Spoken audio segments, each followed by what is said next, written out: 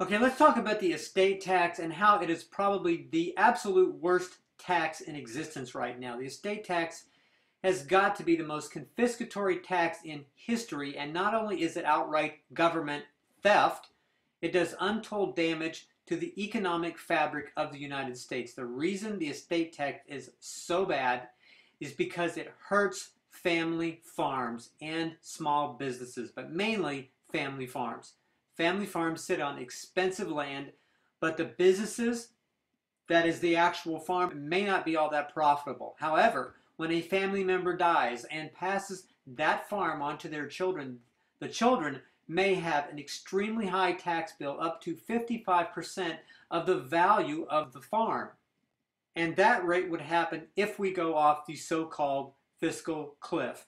Now, when families that have these farms in their families for generations, when they have to come up with millions of dollars to pay off large estate tax bills, large agribusinesses come in and buy these farms, sometimes for a steal, just so people can turn around and give a bunch of money to the government and get absolutely nothing in return. Now, how fair is that?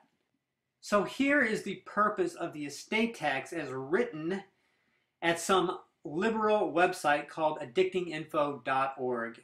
Quote, historically, the estate tax has been a pillar of any progressive tax system, helping to curb perpetual inherited wealth from concentrating in the hands of a few families. Isn't that nice? Liberal progressives think they have some kind of right to other people's money. Why? Because they just get a wild thought one day and think that it isn't fair for people to pass down their wealth from one generation to the next. So who is it exactly that decides how much is too much? Who gets to decide who does and doesn't get to pass on their wealth? Oh, Congress or Obama or George Soros or Warren Buffett? They set an arbitrary number and we all have to abide by that? Got it.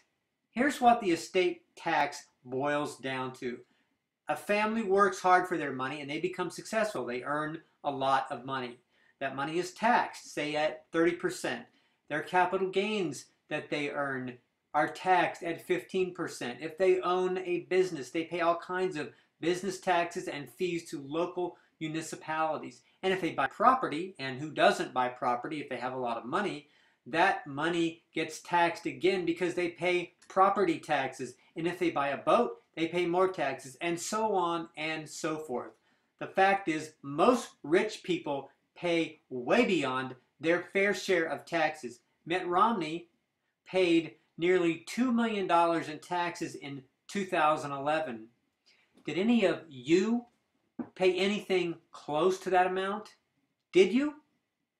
So, once all those taxes are paid and a family member dies and wants to pass on their money and their property to the next generation, the government steps in and says, guess what? You got to give me 35, 45, 55%. For exactly why? What is that for? What did the government do to earn that money? Why does the government just get a slice, big slice of someone else's estate without doing a damn thing for it?